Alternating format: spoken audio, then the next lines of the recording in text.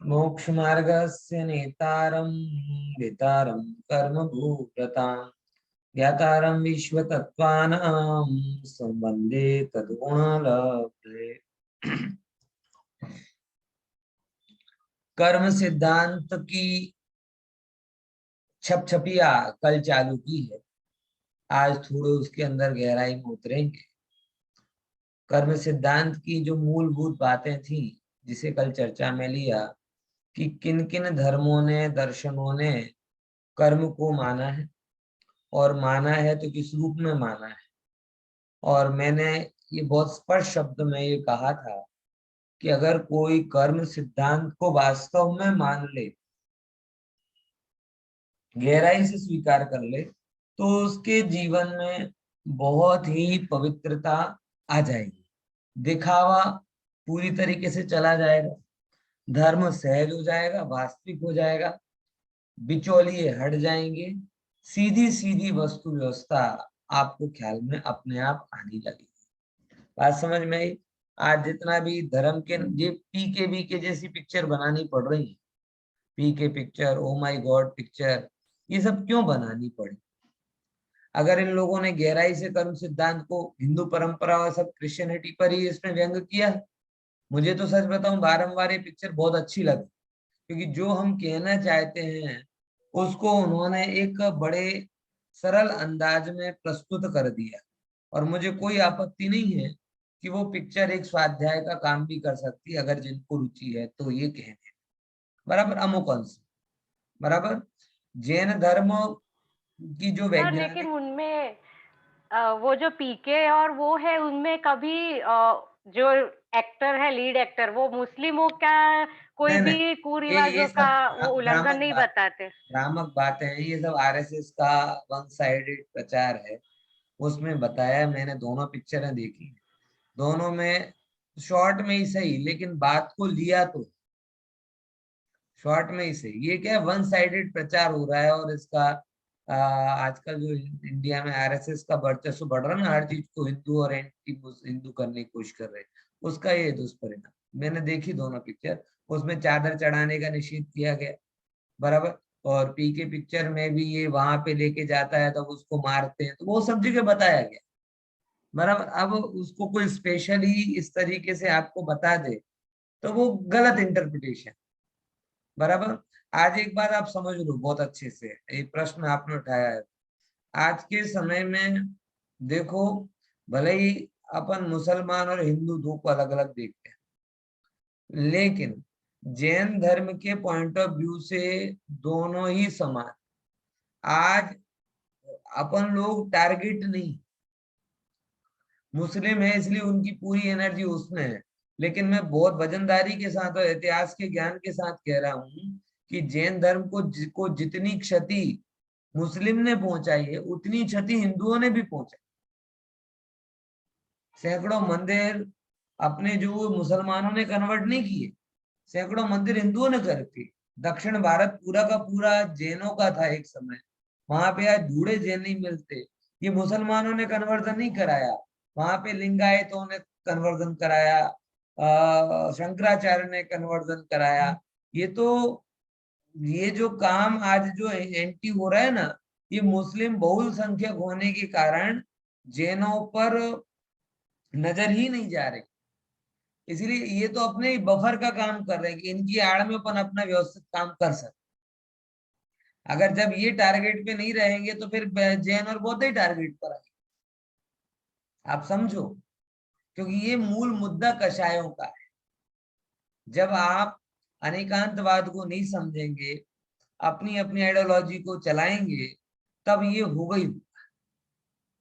आप अगर एक हिंदू राष्ट्र में ये कल्पना कर रहे हो, ये कहने की कि राम की 8,000 पत्नियां थी, तो आप मरने के रास्ते पर जा रहे हो।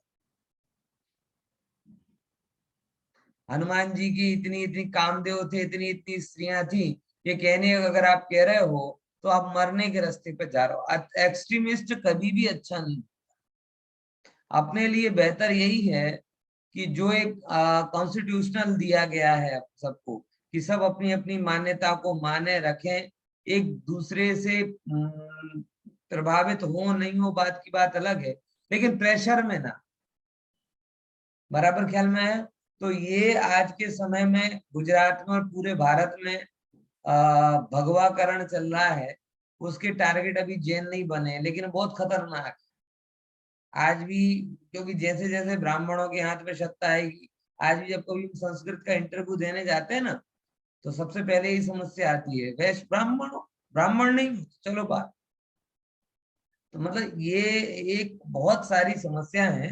तो ये वन साइडेड प्रचार है अपने लिए। वो पिक्चरों में मैंने बहुत अच्छे से देखा है, कहीं पर भी जैन धर्म के विरुद्ध कोई बात नहीं। वो उतनी ही एंटी हिंदू है जितनी एंटी मुस्लिम। समझ में आया? वो जितनी एंटी हिंदू है उतनी एंटी मुस्लिम है, उतनी एंटी क्रिश्चियनिटी, क्योंकि तीनों ही धर्मों में ईश्वर को कर्ता माना गया है। और इन तीनों ही धर्मों में ईश्वर को कर्ता माना गया है। और वहां पे जो मेन चोट की है वो किस बात पर की है? सृष्टि कर्तृत्व पर, एक्ट ऑफ गॉड। तो अपने लिए तो कोई भी उसमें सिद्धांत विरुद्ध बात नहीं है। बराबर ख्याल में है कि नहीं? अब जब ये बात है, अब हिंदू लोगों ने तो खुद ब खुद अपने माथे पर उसे चढ़ा लिया। बाकी तो खैर ठीक है, अभी मैं उसकी समीक्षा में ज्यादा नहीं जाना चाहता। कुल मिला के ये समझ लो कि कर्म सिद्धांत को अगर आप समझ लेंगे, तो जो मैंने कल आपको बताया था, कुछ लाभ फिर से उसको बता देता हूं, कि आपका जीवन बेहद पवित्र हो जाए। क्योंकि आप जब जो भी करोगे, वो इसलिए नहीं करोगे कि मेरी फोटो छप रही कि नहीं छप रही, मैं अखबार में कटिंग आ रही कि नहीं आ रही, कोई नोटिस कर रहा कि नहीं कर रहा। आपको ये पता होगा कि ये सब चीजें खुद ब खुद होती। दूसरे नंबर, धर्म में आडंबर हट जाए। जो मिडिल मैन की जो जरूरत है ना हर चीज को करने के लिए, हर जगह पंडित जी, हर जगह पुरोहित, हर जगह ये, हर जगह दिखावा, वो खत्म हो। समझ में आया? बहुत सारे प्रकार के मिथ्यात्व से आप बच जाओ। ज्योतिष का मिथ्यात्व, वास्तु का मिथ्यात्व, क्रियाकांड का मिथ्यात्व, इन सब से आप बच जाओ। जीवन ज्यादा रियलिस्टिक हो जाएगा, और धर्म उससे ज्यादा रियलिस्टिक। ये सब चीजें कब आएंगी आपके ख्याल में? जब आप किसको समझोगे? यूनिवर्स का लॉ, कुदरत का जो सबसे बड़ा अनचेंजेबल कानून है, वो कौन सा? कर्म का, जिससे सब बंधे हैं। भगवान भी जिसके बाहर नहीं है। ऐसे उस परम सत्य को समझकर हम जगत को उसके सिस्टम में छोड़कर अपने कल्याण के लिए बेहतर रास्ता खोज पाएंगे। ये बात टोटली बात का सार है। ठीक है?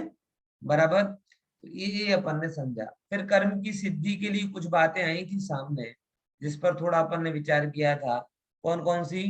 कि एक तो यहाँ पर बोला कि हर जीव का ज्ञान अलग अलग है। ये कहाँ से सिद्ध होता है? बोले कर्म सिद्धांत से। हर जीव का के की शक्ल अकल अलग है। ये किससे सिद्ध होता है? कर्म सिद्धांत से। मैंने कल एक लाइन बोली थी, फिर से उस लाइन को बोलूंगा, कि आत्मा की सिद्धि के लिए भले ही किसी को तकलीफ हो, कोई माने या ना माने, लेकिन कर्म की सिद्धि तो सबको माननी ही पड़ेगी। बराबर क्या बोला? आत्मा की स्वीकृति में भले ही किसी को कोई तकलीफ हो, माने अथवा ना माने, लेकिन कर्म की सिद्धि माननी ही पड़े। क्यों साहब? ऐसा क्यों? क्योंकि अंतर तो मानना पड़ेगा ना। और एक नियम भी सब मानते हैं, कॉज एंड इफेक्ट का। तो ये जो इफेक्ट डिफरेंट दिखाई दे रहे हैं, इसका मतलब कॉजेस डिफरेंट होने चाहिए। क्या बोला? जगत है, कोई भी व्यक्ति अगर वैज्ञानिक अप्रोच वाला है, तो उसे एक चीज माननी पड़ेगी। कौन सा? कॉज एंड इफेक्ट, कारण कार्य। बराबर। अब कार्य में सबको अंतर दिखाई दे रहा, दिख रहा कि नहीं दिख रहा? सबको कौन ना पाड़ेगा? कारण काम में कार्य में अंतर नहीं है, ऐसा तो कौन ना पाड़ेगा? तो कार्य में अंतर नहीं है, ये सब कार्य में अंतर है, ऐसा सब मानते हैं। तो अगर कार्य में अंतर है, तो कारण भी अलग अलग होना चाहिए। इस भाव के कार्य में फिर भी अगर अंतर लगा लें, लेकिन कई बार तो देखा जा रहा है ना कि भाई जो जन्म ले रहा है उसकी इतनी सारी तकलीफ है, तो कौन से मानोगे आप? तो कहीं ना कहीं पूर्व भाव और कर्म को मानना पड़ेगा, और इससे किसकी सिद्धि हो जाती है? कर्म सिद्धांत की सहज ही सिद्धि हो जाती है। ओके, चलो तीसरे नंबर की एक बात यहाँ पे आई थी, हमारे माता पिता हैं वो ही क्यों है? बोलो, अकेले माता पिता ही नहीं, भाई बहन, अड़ोसी पड़ोसी है, मामा काका फुआ नाना मौसा मौसी ताया ताई, इन लॉज, यही क्यों? कोई दूसरे नहीं? देखो, बिना ऋणानुबंध के कोई किसी के संयोग में नहीं आता, आप ये समझ। नहीं तो हितेन भाई, कोई तर्क दौड़ता है कि आप कहाँ दुबई में बैठे, मैं कहाँ एमपी में पैदा हुआ, जयपुर में पढ़ा, अहमदाबाद आया, ये तलबन लंदन में बैठी हैं, ये सब इतने सब लोग बिना बिना कैसे हो गए? कारण क्या है? ऋणानुबंध, और कोई लैंड कारण इसके लँड जाणं संबंध हाँ पॉसिबल नाही. तो लँड जाणं सगळं सगळं संबंध वगैरे पॉसिबल નથી. સ્વાભાવિક જ છે ને કે ભાઈ આટલા બધા, એવું તો નથી કે ભાઈ મુમુક્ષુ સમાજ છે ને મુમુક્ષુ સમાજમાં વક્તાઓની કમી છે ને શ્રોતાઓની કમી નથી, તોય मेरे नसीब में ये क्यों आपके नसीब में मैं क्यों समझे कि नहीं समझे? ये सब नियम देखो, आपके पास सैकड़ों प्रश्न हो सकते हैं कि यही मेरे पिता क्यों है, यही मेरे क्या कहते हैं पुत्र क्यों हुए, ऐसे ही मुझे भाई बंधु क्यों मिले, ऐसे मित्र क्यों मिले, ऐसे अड़ोसी पड़ोसी क्यों मिले? बोल, विचार करके देखो, ये सब चीजें कहीं ना कहीं किसी ना किसी लेन देन से जुड़ी हुई होती है, और वही लेन देन को हम किससे सिद्ध करते हैं? कर्म सिद्ध। आपके हजारों प्रश्नों का इसके अलावा कोई समाधान नहीं, स्वाभाविक सा है ना। आप देखो, जैसे हजारों रील की एक पिक्चर हो, हजारों रील की पिक्चर में पहले होते थे ना, रील बनती थी एक के बाद एक के बाद एक के बाद, बराबर। अब हजारों रील में से एक कोई रील आपने पकड़ ली, अब आप ये उसमें गणित लगाओ, आपको ना आगे की रील का पता है ना पीछे की रील का पता है, फिर आप उसमें लगाओ कि ये हीरो यहाँ क्यों खड़ा है। ये पहले आती थी ना, वो जब अपन छोटे थे तब वो इकट्ठा करते थे, वो उसमें चलती थी, वो पूरा का पूरा रोल होता था, बराबर। आज के बच्चों ने तो देखी भी नहीं होगी, हमने तो इकट्ठी की है काफी समझे कि नहीं समझे? तो वो जो चीज आती है, अब आप एक रील को देखकर, एक फिल्म को उतने से उसको देखकर आप ये अंदाजा लगा सकते हो क्या कि ये यहाँ क्यों है, ये एक्ट्रेस यहाँ क्यों है, ये एक्टर यहाँ क्यों है, ये हीरो यहाँ क्यों खड़ा है? वो कुछ पता चलेगा क्या? कुछ भी पता नहीं चलेगा। आप लगा घोड़े दौड़ाओ, ऐसा क्यों ऐसा क्यों, कुछ कुछ मिलेगा? आगे पीछे के जाने बिना कोई समाधान आपको मिल सकता नहीं। बस यही है, हमारा जीवन भी एक रील के ही जैसा है, पूरा रोल नहीं, एक रील, एक एक छोटा सा पिक्चर। अब उनके सारे प्रश्नों का समाधान बिना कर्म सिद्धांत के ढूंढना मुश्किल है, मुश्किल क्या नामुमकिन। कि यही मेरे माता पिता क्यों, यही मेरा पुत्र क्यों। चलो भाई, एक बार लोगों को पत्नी और इन लॉज के बारे में अहंकार होता है। जैसे हम आईएएस करते थे ना, तो हमारे टीचर बहुत अच्छे सबको मतलब मोटिवेशनल थॉट बोलते थे, बोले you can't choose your father but you can choose your father in law if you will succeed in IAS exam, definitely your father-in-law was millionaire and millionaire, that's है। ये भी एक जीव का अहंकार होता है, ये भी क्या होता है? एक जीव, हाँ ब्रह्म के हाँ, अहंकार से कि क्या बस હું કરું છું પણ ક્યાં આવું થાય ભાઈ? જગતમાં કોને આમ કેવી રીતે તમે આને પછી ચલો ગોતી ગોતીને લાવ્યા, પછી લાવ્યા પછી તમારા ઉદય પ્રમાણે જ ફલ આપશે સમજે છે? કે જેમ એમ કહેવાય છે ને, એક જોક આવ્યો હતો કે कि દરેક સ્ત્રીમાં નવ દુર્ગાની ટાઈમ पे આવે છે હજુ નવરાત્રી ટાઈમ દરેક સ્ત્રીમાં દેવીનો વાસ હોય છે બસ તમારા ઉદય પ્રમાણે કઈ દેવી આવશે તમને ખબર પડશે આ કેવી રીતે હોય એ કાલિકા દેવી આવે કે દુર્ગા માતા આવે કે બ્રહ્મચારિણી આવે કે શીલા માતા જે હોય તમારા ઉદય પ્રમાણે ફલ આપે છે બરાબર ખ્યાલમાં આવે છે અને વાત 100% સાચી છે બધા બધા વિચારીને બધા લાવે પણ ખબર નથી શું આ સ્ટ્રક્ચરમાં આવતા જ બધાના પરિણામ ફરી જાય પરિણામ નથી ફરતા તમારા કર્મ ઉદય છે ખ્યાલમાં આવે છે એટલા બધા સિવાય કર્મ સિદ્ધાંતને અને વાઇઝો વર્સા બરાબર રિપીટ પણ હોય છે એ જ તો છે ને કે ભાઈ 60-70 ના દશકમાં જ્યારે લગ્ન થતા હતા ત્યારે હસબન્ડ વાઈફ મળતા જ નહોતા લગ્ન પછી મોઢું જોવાનો મોકા મળે અને અત્યારે આટલા ફરે ઓળખે આમ છે તેમ છે બધું કરે તોય નથી ફાવ્યું કેમ ભાઈ ફાવા ના ફાવા તમારી ઓળખાનું આ તો આપણે ખરેખર અહंकार હોય થોડુંક આપણે સમજી લઈશું ને સમજી વિચારી अरे जब हम अपने आप को नहीं समझ पाते जिंदगी भर से माथा कूट कर रहे हैं अपने आप को नहीं समझ पाते हम अन्य को कैसे समझ पाएंगे आप क्या कंफर्म है मैं एक सिंपल सा क्वेश्चन इस सिचुएशन में ऐसा ही बिहेव करूंगा इसके अलावा बिहेव नहीं करूंगा क्या आप अपने आप को समझ पाए कितनी बार आप रिग्रेट होते આવું આવું કેવું નહોતું લેકિન કરાઈ ગયો આવું કરવું નહોતું લેકિन કરાઈ ગયો આવું લેવું નહોતું લેકિन લેવાઈ ગયો એટલે अपने आप को तो तुम समझ नहीं पा रहे और अहंकार ये होता है कि 2 मीटिंग में हम किसी को समझ लेंगे भ्रम में हो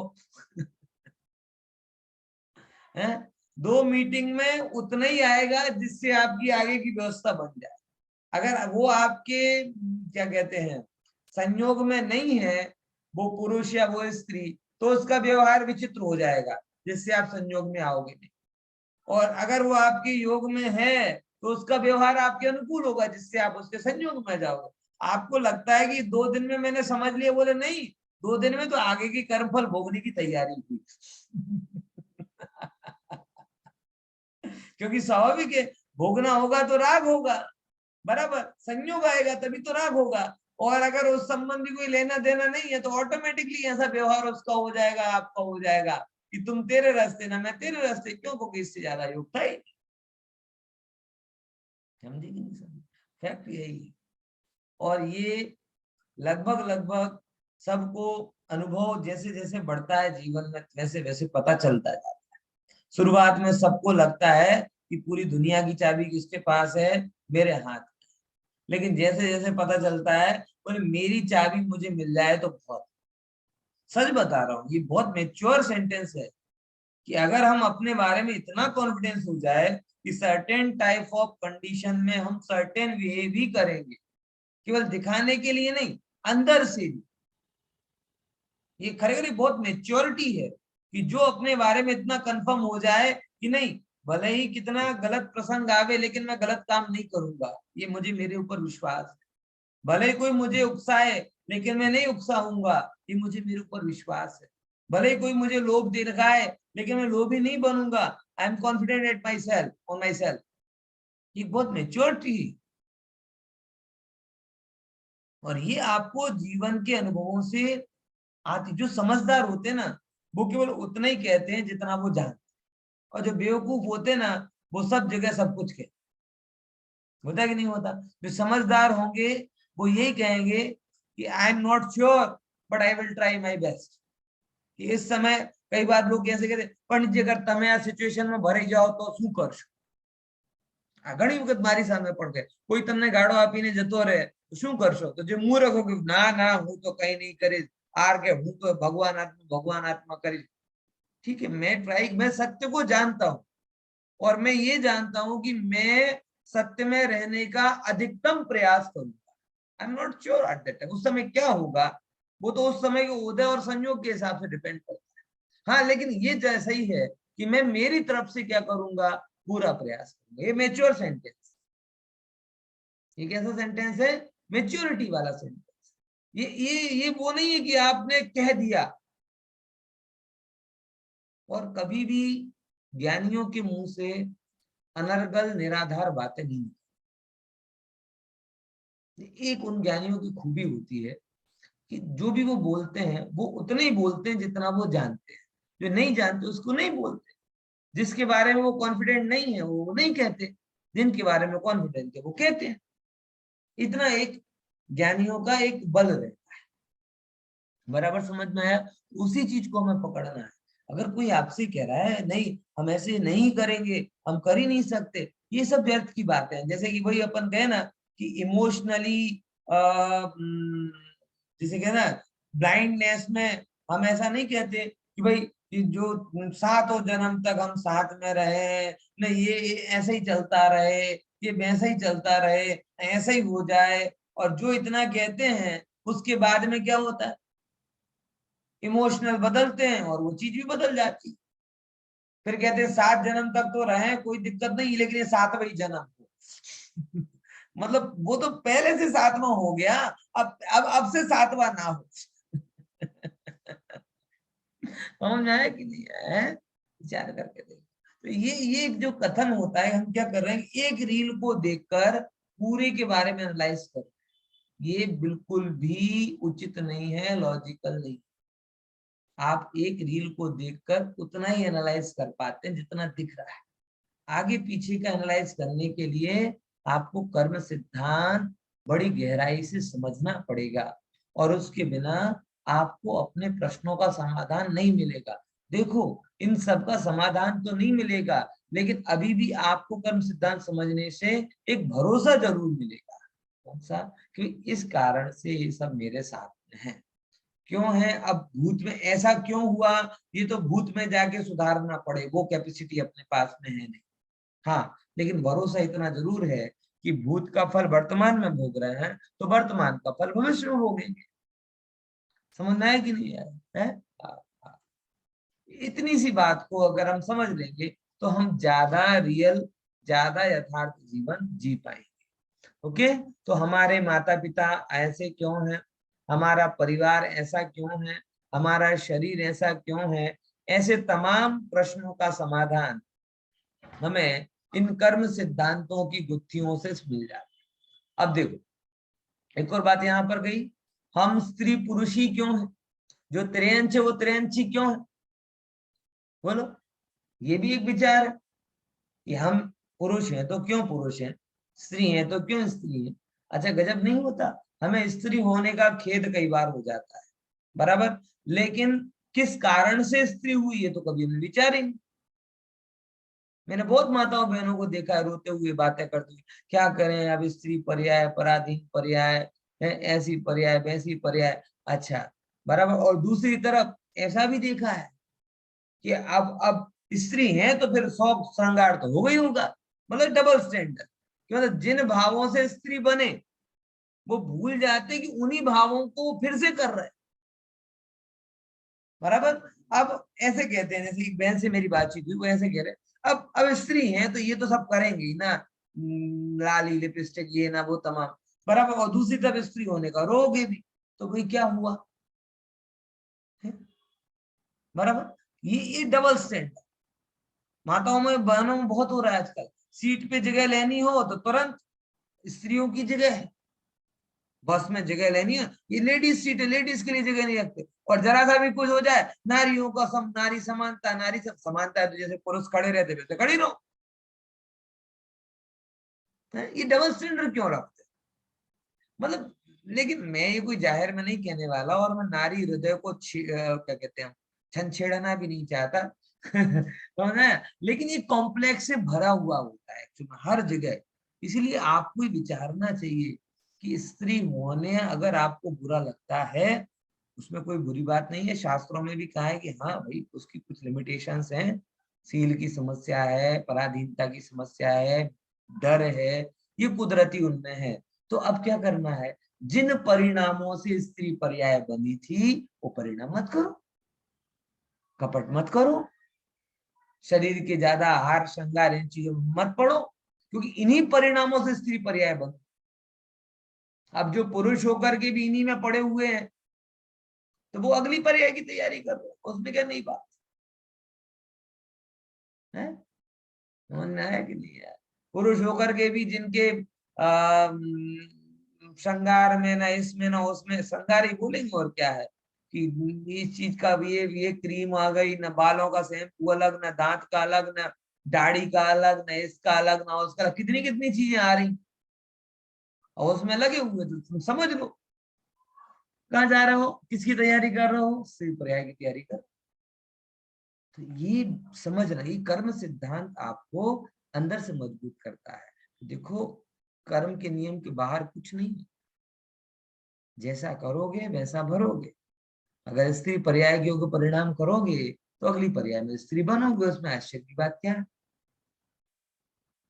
आप ये धारणा जो है ना कि डालें तो मिर्ची और मिल जाए मीठा, डालें तो मीठा और मिल जाए खट्टा, ये नहीं होता, कारण जैसा ही कार्य होता है। बराबर, ये चीज जब आपके समझ में आती है तो आप कार्य की इच्छा छोड़कर कर्मनिष्ठ हो जाते, कार्य यानी फल की इच्छा छोड़कर कर्मनिष्ठ हो जाते हो, तो आपका वो जीवन सरल और सहज हो जाता है। ओके, देखो तो कितना अद्भुत उपकार है। इसलिए मैं माताओं बहनों को बोलूंगा कि अगर कभी भी आपको स्त्री पर्याय बुरी लगती हो, लगना चाहिए, एक्चुअल में तो देह धारण करना ही बुरा लगना चाहिए, लेकिन उसमें भी अगर स्त्री पर्याय के प्रति ऐसा लगता हो कि नहीं, बहुत कुछ इच्छा स्त्री होने के कारण हमें दबानी पड़ रही है, ऐसा लगता है लोगों को, माता बहनों को ऐसा लगता है, तो वो अगर आपको ऐसा हो तो वर्तमान पर्याय का खेद मत करना, वर्तमान पर्याय में सुधार कर। क्या बोला है, क्या बोला खुशी बहन? वर्तमान पर्याय का खेद मत करना कि ये पर्याय ऐसे क्यों मिली, बल्कि वर्तमान पर्याय में सुधार करना जिससे दोबारा ये पर्याय ना मिले। बराबर ख्याल में आया? और आपको तो उपकारी होना चाहिए, चलो भाई कोई बात नहीं, स्त्री पर्याय मिली, खेद वाला जीवन अच्छा नहीं होता, और जो है उसे स्वीकार करके आप इसमें पॉजिटिविटी लाओगे। चलो भैया, भले मुनि दीक्षा नहीं ले सकते, लेकिन 5वां गुण स्थान तो ले सकते, उसमें तो कोई स्त्री पर्याय बाधक नहीं। चौथा गुण स्थान तो ले सकते, उसमें तो स्त्री पर्याय कोई बाधक नहीं। तो जितना हो सकता है उतना तो करो।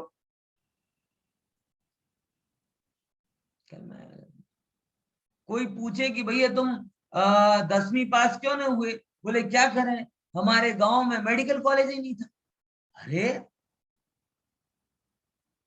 10th पास करने में क्या, अरे पर मुझे तो डॉक्टर बनना था ना, अब 10वीं पास करके मेडिकल कॉलेज नहीं था तो हम क्या करते, बोले फिर बाद में दूसरे गांव में चले जाते। भैया अभी तो 10वीं पास कर लेते।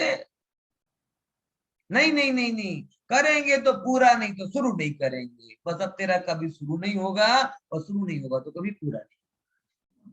तो जो ऐसा कहते हैं कि भगवान नहीं बन सकते, इसीलिए हम कुछ भी धर्म वर्म नहीं करते, वो वही बात कर रहे हैं कि हमने डॉक्टर क्यों नहीं बने, क्योंकि हम मतलब 10वीं पास क्यों नहीं हुए, क्योंकि हमारे गांव में एमबीबीएस नहीं था, मेडिकल कॉलेज नहीं था। अब मेडिकल कॉलेज गांव गांव में तो हो नहीं सकता भैया, मेडिकल कॉलेज तो एक जगह में ही होगा, और सिस्टम यही है कि गांव और शहर और सब जगह से लोग सिलेक्ट होकर वहां पहुंचते, तुम भी पहुंच जाओगे।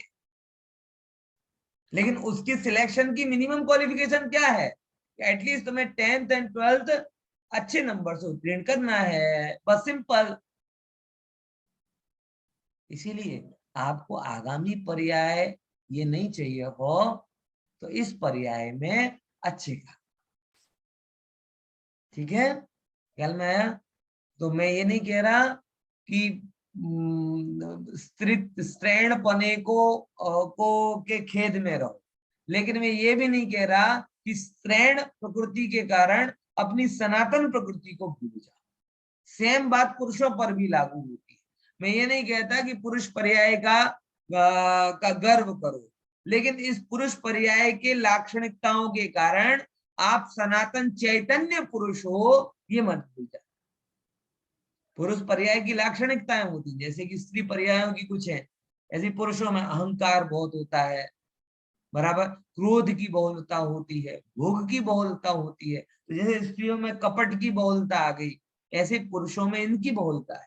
तो जैसे स्त्रियों को अपनी उस प्रकृति को दूर करने की जरूरत है, ऐसे पुरुष को अपनी इस प्रकृति को दूर करने की जरूरत है। बात समझ में आएगी? और चेतना के धरातल पर तो सब समान है। इस सनातन स्वीकृति की, सत्य की हमें स्वीकृति होनी चाहिए। कर्म सिद्धांत स्कूल में याद दिला, ठीक है, बराबर। पर्याय के विकार सबके होते हैं, उसमें कोई आश्चर्य की बात नहीं है, लेकिन पर्यायों के विकार को अपना मानना, ये इस पर्याय की मोह का या मूर्ता का चिन्ह है, जो हमें नहीं होना चाहिए। देखो फिर और क्या कहते हैं, त्रियंच त्रियंची क्यों है, ये भी हमें इससे पता चलता है। गुरुदेव फरमाते थे ना कि वहां का परिणाम वाला वहां की गति में जाए है। मोटा भाई ने कीधु कि खुशाल भाई તમે આવા પાપ તો કરતા નથી કે નરકમાં જશો, અને એવા પુણ્યને સારા કામે કરતા નથી कि मनुष्य के देव गति મળે, तो वहां का परिणाम राखो छो तो वहां की गति में आड़ा परिणाम राखो छो तो आड़ी गति में जईश। એટલે ये जितने भी कुकर जी और सुकर जी घूम रहे हैं ना रोड पर, समझ गए ना, कुकर जी कूतरा कुकर जी सरल भाषा में कहा, और सुकर એટલે भूण। ये जितने घूम रहे हैं ना, ये किसी पूर्व पर्याय के सेठिया हैं, ये पूर्व पर्याय के अभिनेता हैं, पंडित भी हो सकते हैं, कोई आश्चर्य की बात नहीं है है? इसीलिए त्रियंच तो ये जो भी व्यवस्थाओं को पाया है, ये अंदर में वक्रता के कारण पाया है। इसीलिए उस वक्रता को दूर कर, बने वहां तक सरल होना, एक धागे के जैसा, जो पतला सा धागा है सुई के छोटे से छेद में से भी निकल जाता है, ऐसे ही अपना जीवन है, मनुष्य पर्याय का छिद्र है। बस इतने सरल बन जाओ कि आसानी से निकल जाओ, कोई अड़चन ना हो, कोई नड़तर ना हो, बस स्मूथली आए, स्मूथली चले गए, ना आने का पता ना जाने का पता, बस इतने सरल बन। लेकिन अपने को तो आए तो वट पड़े, ऐसे आए, ऐसी एंट्री चाहिए। शादियों में नहीं करते वो ब्राइड ग्रूम एंट्री, लाखों की एंट्री हो रही साहब, कोई घोड़े पे आ रहा, कोई बुलेट पे आ रहा, कोई BMW पे आ रहा, बराबर है, सब गधेड़े के जैसा काम करते हैं और घोड़े पर आते समझे कि नहीं समझे? आत्मा को भूल कर अन्य में सुख की इच्छा रखना, ये गधे का काम है लेकिन सब घोड़े पे चढ़ कर आते हैं गधेड़े का काम करने के लिए। ये सत्य है भाई, इतनी सरलता। हमें वट नहीं चाहिए, हमें वट का ठाठ नहीं चाहिए, हमें सरलता, इतने सरल, कुछ भी ना हो, एकदम स्मूथ जीवन, ये बराबर। तो ये चीजें यहाँ से आए, आप समझे, सरल बने, बहुत अच्छी चीज है।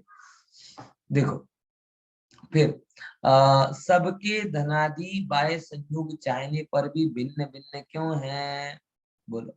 ये भी एक चीज है बिजनेस में, लगभग लगभग इस बात की सबको क्लियर खातरी होती होगी, जो बिजनेस की फील्ड में है। मैं नहीं हूं, लेकिन जो मेरे परिवार वाले हैं सब बताते हैं कि कई बार ऐसा होता है कि अपन एक को टारगेट करके बिजनेस करते हैं, ये मुझे लाभ देगा लाभ देगा, और रेगुलर फॉलोअप होता है, महीनों महीनों तक फॉलोअप होता है, और लास्ट में कहता है हमें तुम्हारा में इंटरेस्टेड नहीं।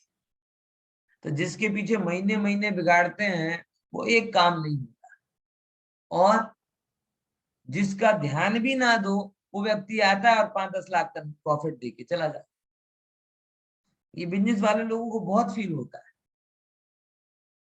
कि जिस पर विचार किया, इच्छा तो सबकी होती है, अजीत का जो भी कर रहा है वो हाँ बोले या ना बोले इससे फर्क नहीं पड़ता, क्योंकि मैं मानता हूं ना कि ये, मैं पहले लोगों की बातों में आ जाता था, आजकल बातों में नहीं आता, क्योंकि मुझे भरोसा है कि ये इसकी बातों का ठिकाना ही नहीं है, क्या क्या बातों में है, कि हाँ बोले तो हाँ का ठिकाना नहीं, ना बोले तो ना का ठिकाना नहीं, बराबर। इसीलिए पहले बातों में वो भले ही कितना बोले कि नहीं हमें कुछ नहीं, लेकिन अंतर मन की गहराई से सिद्ध है कि अगर वह दुकान खोल के बैठा है तो दुकान में ताला लगाने का नहीं सोच रहा, वो यही सोच रहा है कि अधिकतम लाभ, सबको एक सा भाव। हाँ बस अंतर इतना है कि अगर स्वाध्याय सुनता है तो प्रामाणिक साधनों से धनार्जन करना चाहे, नैतिक साधनों से धनार्जन करना चाहता है, और वो धर्म से नहीं जुड़ा है तो उसके लिए साधन की कोई वैल्यू नहीं है। वो कैसे ऊपर से, टेबल के ऊपर से, टेबल के नीचे से, साइड से, वाइट से, जहां से भी हो, सब जगह से उसे क्या चाहिए? धन चाहिए। इतना अंतर आ जाता है। बाकी जो भी अगर आजीविका के क्षेत्र में है तो कोई ऐसा नहीं चाहता कि मुझे धनार्जन ना। हाँ, अर्जन करने के बाद किस तरीके से हो, ये इसका अंतर हो सकता है। अर्जन करने के बाद उसका उपयोग कैसा करे, इसमें अंतर हो सकता है। लेकिन दुकान खोलकर बैठा है जो व्यक्ति, जो भी, उसके अंदर में ये भाव होता है कि अधिकतम लाभ हो और अनंत लाभ हो।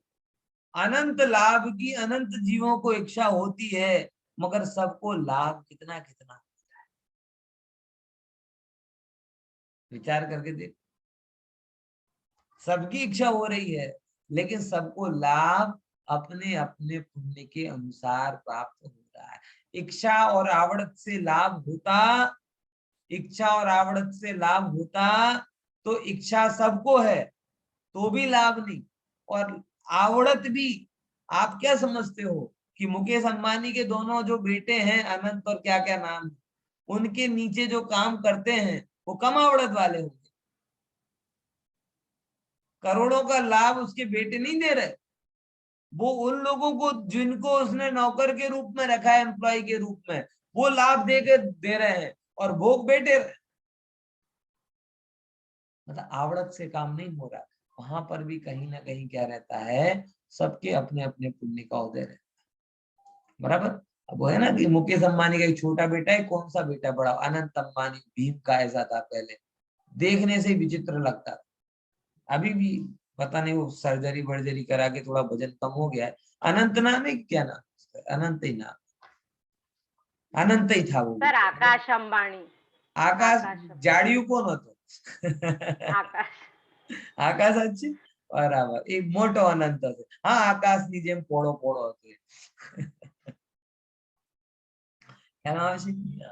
હવે એમાં તમને દેખાય છે આવડત, પણ એની આવડત નથી, પણ તોય પુણ્યનો ઉદય છે તો કેટલી સંપત્તિનો વારિસે જન્મતા જ થઈ જશે।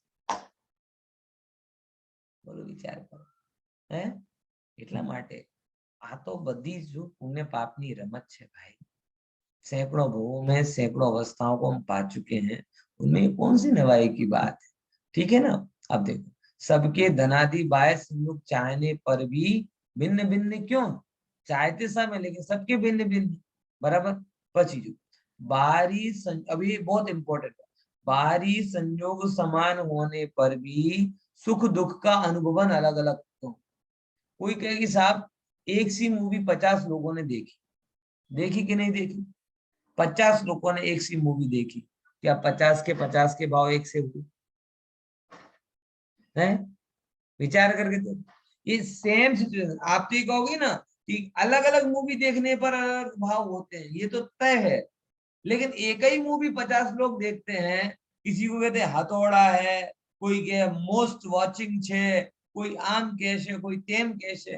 એટલે એક જ જેવા સંયોગ બધાને જુદા જુદા કેમ લાગે कि संयोग संयोग रूपे छे અને એમાં અનુકૂળતા ના પ્રતિકૂળતા એ જીવના પુણ્ય ને પાપનો ઉદય પ્રમાણે ખ્યાલ માં આવે? એક जैसी लाख रुपए की